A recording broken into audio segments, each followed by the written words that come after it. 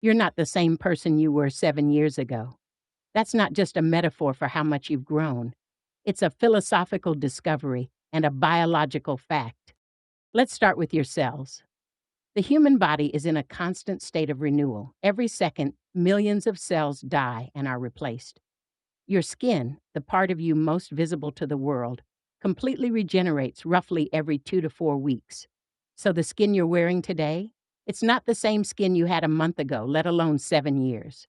Red blood cells live about 120 days before they're replaced.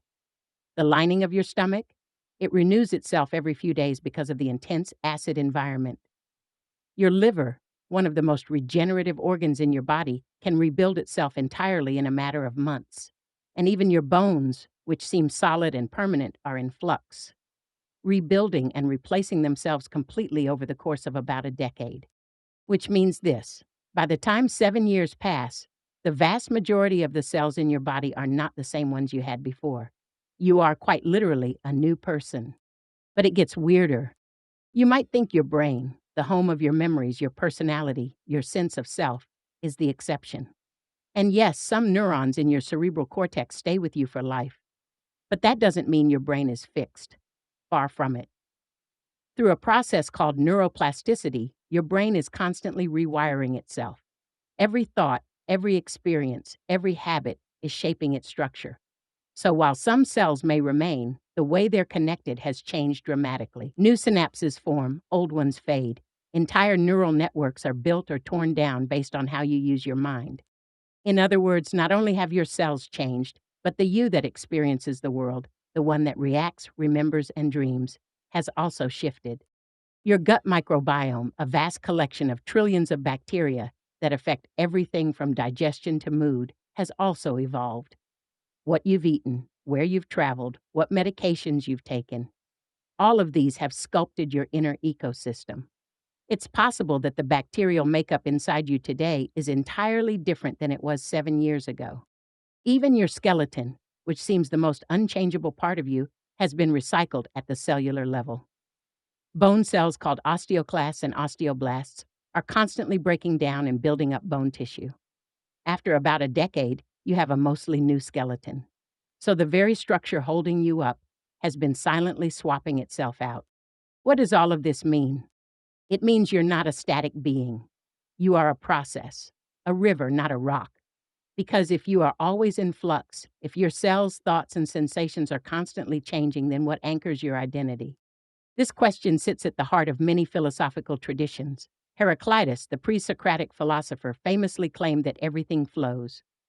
No man ever steps in the same river twice, for it's not the same river and he's not the same man.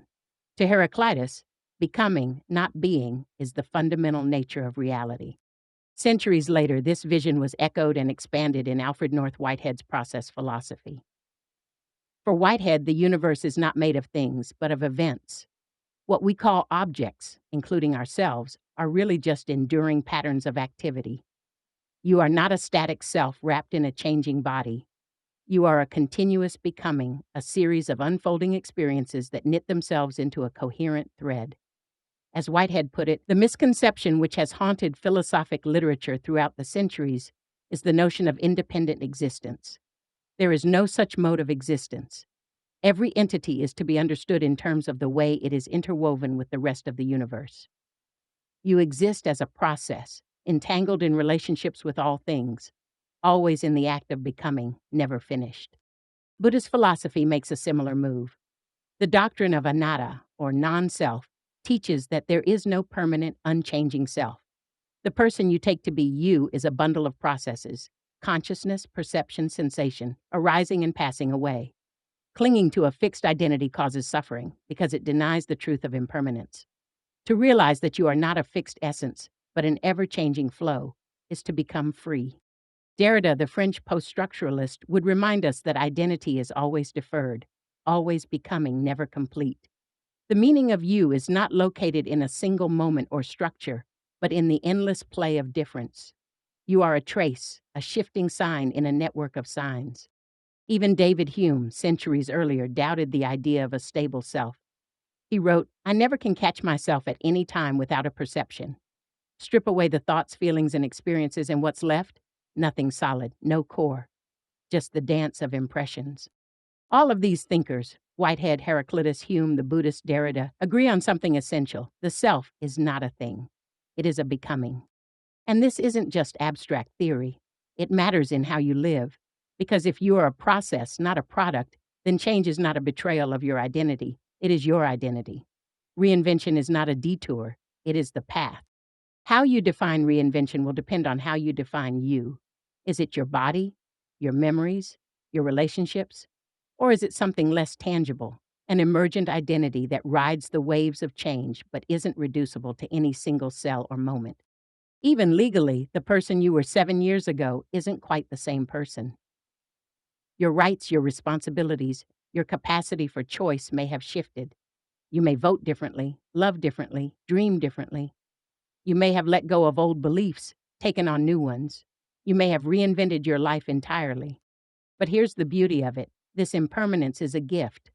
Because you're always becoming, you're never stuck. You're not bound to who you used to be. You're not locked into the past. You are a living, evolving system with the power to change, cell by cell, thought by thought, day by day.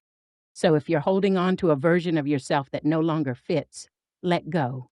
You're not the same person you were 7 years ago. And that means you don't have to be the same person tomorrow either. You're not fixed, you're free. Don't forget to like this video and subscribe to Thinker's Atlas.